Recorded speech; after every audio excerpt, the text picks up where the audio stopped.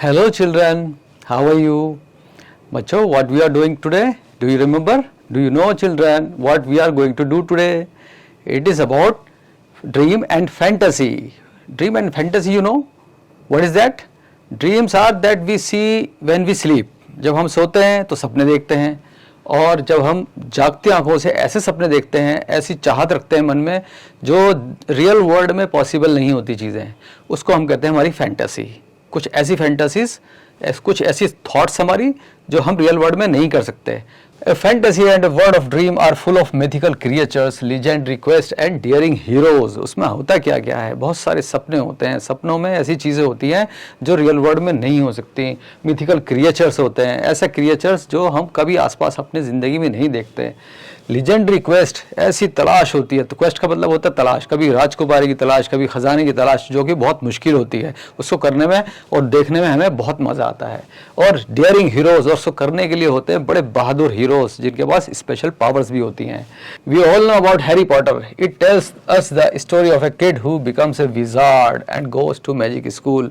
Harry Potter के बारे में तो आपको पता ही होगा। हैरी पॉटर उस बच्चे की कहानी है जिसमें स्पेशल पावर्स थी जो कि आम बच्चों में नहीं होती, और वो मैजिक सीखने के लिए मैजिक स्कूल भी जाता है। Have you ever thought of being a wizard and going to magic school? क्या आपने कभी सोचा है कि आप भी मैजिक स्कूल जाएं और आपके अंदर भी स्पेशल पावर्स हों?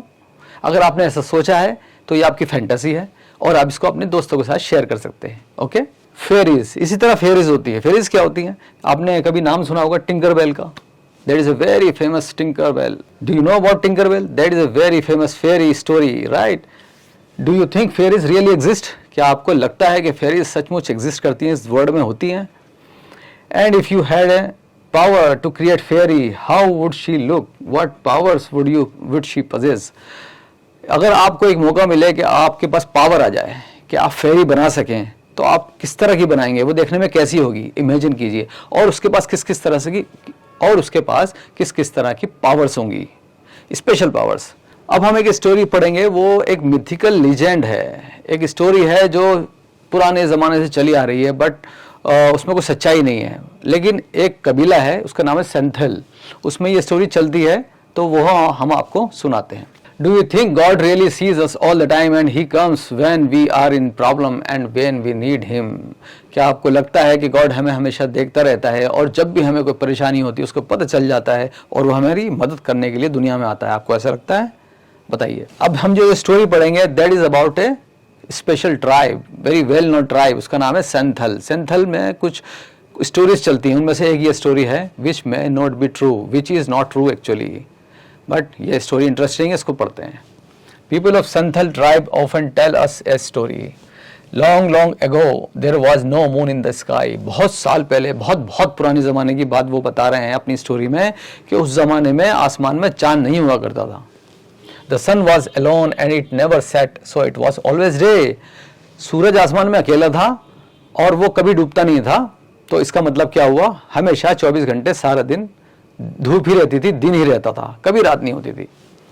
One day the great God came down to the earth to see how everybody was. एक दिन क्या हुआ, उनके हिसाब से गॉड जमीन पर आया और ये देखने के लिए कि सब लोग ठीक ठाक हैं कि नहीं, सबका हाल चाल जानने के लिए। He saw a man digging a field. उन्होंने क्या देखा? एक आदमी जमीन को खुदाई कर रहा है। God disguised himself as a human being and asked the man. God disguised का मतलब होता है भेष बदलना। तो गॉड ने भेष बदल लिया, किसके रूप में आया? वो एक इंसान के, आम आदमी के रूप में आए, और उन्होंने उस आदमी से जो खुदाई कर रहा था उससे पूछा, When did you dig this field, my good man? ए भले आदमी, तुमने ये खुदाई कब की है? The man replied, I dug it just now. मैंने तो ये खुदाई अभी भी की है। God pointed to the next field and asked, And when did you dig that one? फिर उसके पास एक और जगह थी खुदी हुई, तो गॉड ने उधर इशारा करके बोला कि वो बताओ, वो तुमने कब खोदी? तो आदमी ने क्या जवाब दिया? Again the man replied, I dug it just now. उसने क्या कहा कि ये भी मैंने अभी खोदी है। But you could not have dug two fields just now. God ने क्या कहा? लेकिन दो फील्ड्स आप एक साथ कैसे खोद सकते हो? अभी आप ये खोदी है और उसको भी अभी खोदी बता रहे हो, ऐसे कैसे हो सकता है? It must have taken you some time. उसमें तो कुछ टाइम लगा होगा ना, फिर यहाँ आए होगे आप, इसमें भी कुछ टाइम लगा आपको। What is time? आदमी ने क्या पूछा? ये टाइम क्या होता है? Asked the man. God was surprise that the man did not know what the time was. God को बड़ा हैरानी हुई कि इस आदमी को ये क्यों नहीं पता कि समय क्या होता है। Then the God looked around and saw some leaf plates that seemed fresh. फिर उस आसपास नजर डाली गॉड ने, फिर गॉड ने आसपास नजर डाली और देखा कि कुछ फ्रेश प्लेट्स पड़ी हुई हैं, मतलब जिसमें से अभी अभी कुछ किसी ने खाना खाया है। When did you eat from those plates? आपने उन प्लेटों से खाना कब खाया? Just now came the reply. फिर रिप्लाई क्या आया? अभी खाया है। I see. So you work just now and you eat just now. And when do you rest? फिर क्वेश्चन क्या पूछा? अब आप ये बताओ कि आप रेस्ट कब करते हो? आई रेस्ट जस्ट नाउ। आदमी ने फिर कहा मैं अभी आराम करता हूं। हर काम अभी होता है उनका। At last God understood what the man was trying to say. आखिर में गॉड समझ गए, थोड़ी देर लगी उनको समझने में कि आदमी कहना क्या चाहता है। एक्चुअली हो क्या रहा था, क्योंकि सूरज डूबता नहीं था, 24 घंटे दिन रहता था, हमेशा दिन रहता था, तो उन लोगों को, वहां के लोगों को दिन और रात का या समय का कोई भी कॉन्सेप्ट नहीं पता था कि कब सुबह हुई, कब दोपहर हुई, कब शाम हुई। समय का कोई इनको ज्ञान नहीं था। प्रॉब्लम यहां थी। He had no idea when it was time to work and when it was time to rest. अब उस समय में से जो हमेशा दिन रहता था, उसमें से कौन सा टाइम काम का है, कौन सा आराम का है, उन्हें यह भी नहीं पता था। So God told the man, I shall give you a time for work and time for rest. तो गॉड ने क्या कहा, अब मैं आपको टाइम बनाकर दूंगा, सोने का अलग और काम करने का अलग। Now you have only day. अभी आजकल आपके पास सिर्फ दिन होता है। कीप दैट फॉर वर्क, उसको तो आप काम के लिए रख लीजिए। I shall make night for rest, और रेस्ट करने के लिए मैं क्या बनाऊंगा, नाइट बनाऊंगा। What is night? The man asked. अब उसने आदमी ने पूछा ये नाइट क्या होती है? ये उसके लिए तो नया शब्द था, नई बात थी। And how can you say that you will make night? Who are you? और आप ये कैसे कह सकते हैं कि आप नाइट बनाएंगे? आप हैं कौन? अपना परिचय दीजिए। But God smile and vanished. Smile करके वैनिश हो गया, मतलब गायब हो गए। God then ordered the sun, from now on you shall not shine all the time. God ने जाकर सन को ऑर्डर दिया कि आज के बाद आप हर समय नहीं चमकेंगे, हर समय निकल के नहीं रहेंगे। For half the time you shall hide your face. आधे समय आप अपना चेहरा, अपना फेस छुपा के रखिए। इसका मतलब क्या होगा, जब छुप जाएगा तो अंधेरा हो जाएगा। When you hide, men will not be able to see. जब आप छुप जाओगे तो अंधेरा हो जाएगा और फिर आदमी को नजर नहीं आएगा। Then they will have to rest. फिर उनको कुछ नजर नहीं आएगा तो उनको आराम करना पड़ेगा। So the sun began to set in the evening and night was made. इस तरह क्या हुआ, सूरज डूबने लगा और रात होने लगी और अंधेरा होने लगा और नाइट हो गई। People could see nothing at night. So they worked by day and rested at night. लोगों को कुछ भी नजर नहीं आता था रात में, तो ऑटोमेटिकली उन्होंने अपना डे और रात का शेड्यूल बना लिया कि रात को तो हमें कुछ दिखाई नहीं देता, इसलिए हम काम नहीं कर सकते, तो हम उसमें आराम करेंगे और बाकी के दिन में हम काम करेंगे। तो डिवाइड हो गया। But now they had a new problem. अब एक नई समस्या सामने आ गई। Going home in the dark after the work became difficult. They could not see the way. They knocked against trees and rocks and hurt themself. Knocked एक शब्द आया, इसको देख लेते हैं। नॉक्ड का मतलब होता है टकराना। अब एक नई समस्या क्या खड़ी हो गई, जब रात को उनको बिल्कुल दिखाई नहीं दे रहा है, घुप अंधेरा है, तो वो जब काम करके अपने घर की तरफ जा रहे होते थे रास्ते में, तो कभी पेड़ों से टकरा रहे हैं, कभी पत्थर से टकरा रहे हैं। उससे होता क्या था, उनको चोट लगती थी। अब ये नई समस्या। After some time God again came down to the earth and met the same man. उस आदमी से दोबारा मिले। कौन? गॉड दोबारा जमीन पर आए कुछ समय के बाद और उस आदमी से दोबारा मिले। Now you know what night is. अब आपको पता चल गया नाइट क्या होती है। आपने मुझसे सवाल पूछा था कुछ समय पहले। He said to the man, work in the day and rest in the night when the light is gone. तब आपको पता चल गया नाइट क्या होती है। तब आपके लिए क्या आसानी हो गई, आप दिन में काम करिए और जब रात को लाइट चली जाए, मतलब अंधेरा हो जाए, तो आप आराम करिए। दिन में काम करिए, रात को आराम करिए। You will then be fresh to work again next day. अब इससे फायदा क्या होगा कि आपका शेड्यूल फिक्स हो गया। अब आप रात में आराम करके फ्रेश हो जाएंगे, अगले दिन फिर फ्रेश होके नई एनर्जी के साथ काम करेंगे। Now the man knew that it was Sing Bonga, great god himself who stood before him. अब आदमी को समझ में आ गया कि ये जो सामने खड़े हैं, सेंथेल्स के हिसाब से, जो ट्राइब है नहीं है जिनकी कहानी है, उनके हिसाब से उन्होंने एक नाम रखा हुआ है गॉड का, सिंग बोंगा। तो उस ट्राइब के ये आदमी को, ट्राइबल को ये समझ में आ गया कि ये जो सामने खड़े हैं ये सिंग बोंगा हैं उनके हिसाब से। He bowed low before god and said, वो गॉड के आगे पूरा झुक गया और फिर बोला, I shall do as you say, master, but I have a problem. At night when I go home after work, I cannot see anything. I keep knocking against rocks and trees and hurt myself. जैसा आप कहेंगे वैसे ही हम करेंगे और यही schedule बना के चलेंगे, आपका कहना भी मानेंगे, लेकिन एक प्रॉब्लम है, हमारी समस्या है, उसका ज़रा कुछ समाधान बताइए कि जब हम अंधेरे में रात में अपने घर की तरफ जा रहे होते हैं काम करके, तो हम कभी पेड़ों से टकराते हैं और कभी पत्थर से टकराते हैं, चट्टानों से टकराते हैं और हमें चोट लग जाती है। How can I reach home safely? अब मैं घर आराम से और सेफ्टी के साथ कैसे पहुंचूं? God thought a little and said very well.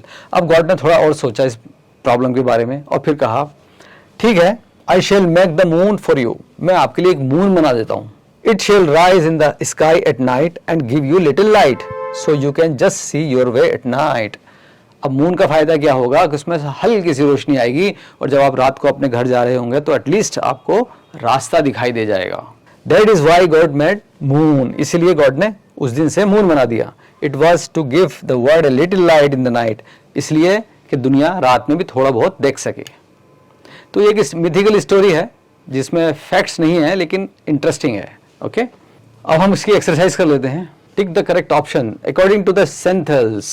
Senthal कौन है? वही ट्राइब जिसके हमने स्टोरी पढ़ी। According to the Santhals there was no moon. Okay, B is the answer, moon. Moon नहीं था पहले। The god came to the earth, moon और स्काई। कहाँ आए god? He came to the earth. When there was no moon the sun was alone and it never set, कभी भी डूबता नहीं था सूरज।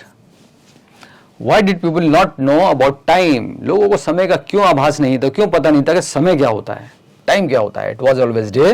B there were no clocks and see they did not know how to calculate time. तीनों में से क्या समस्या थी, इनको क्यों पता नहीं चलता था? A is the answer, it was always day. God decided to make space for people, evening afternoon night. क्या बनाने का सोचा, डिसाइड क्या किया? नाइट बनाने का।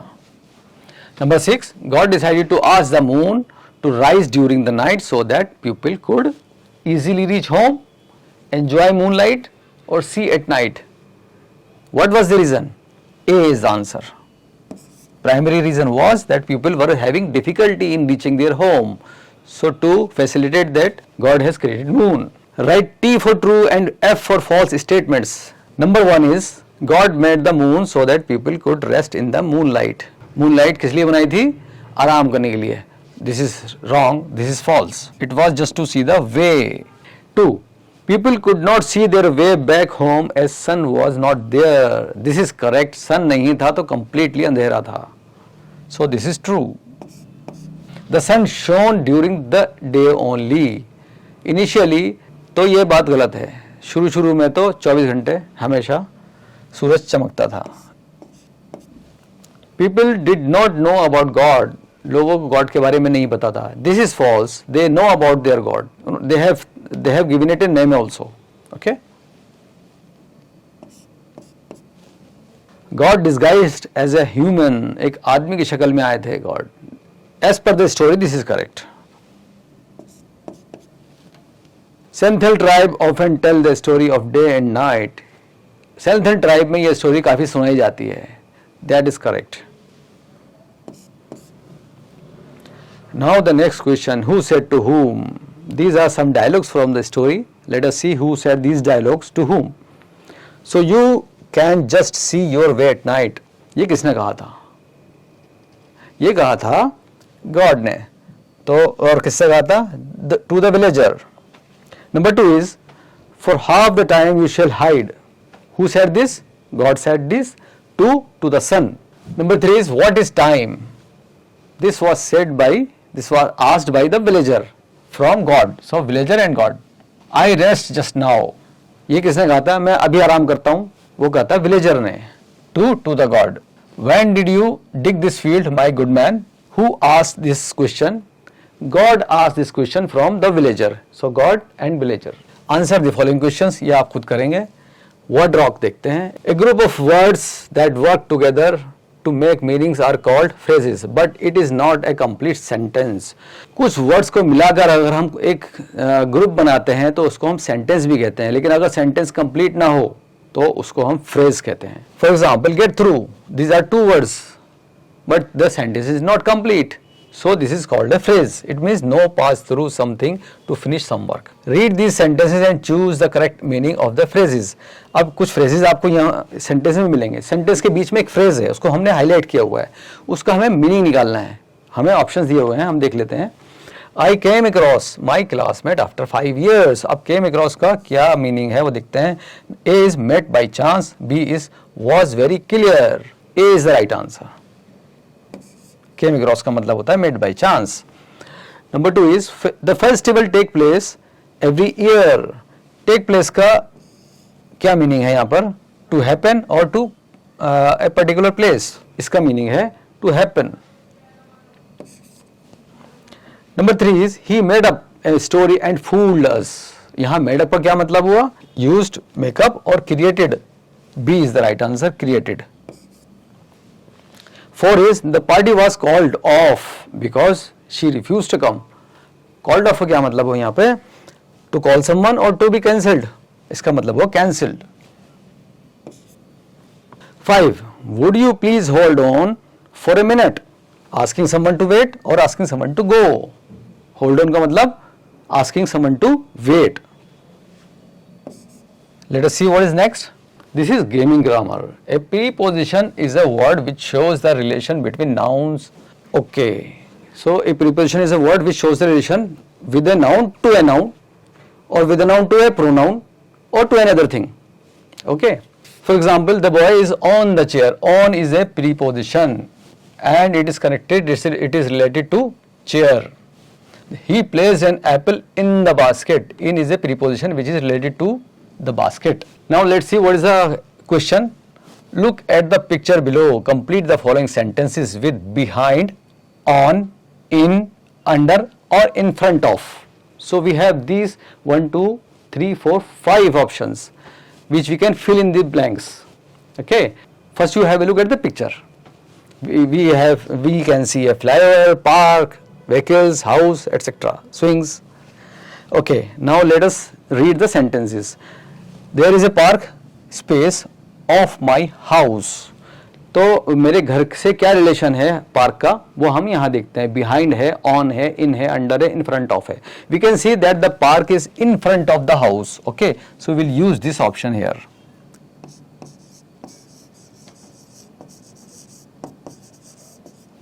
इन फ्रंट ऑफ, सामने. There is a flyover space the park. Park के कहां पर है फ्लाईओवर? पीछे है. So we will use behind.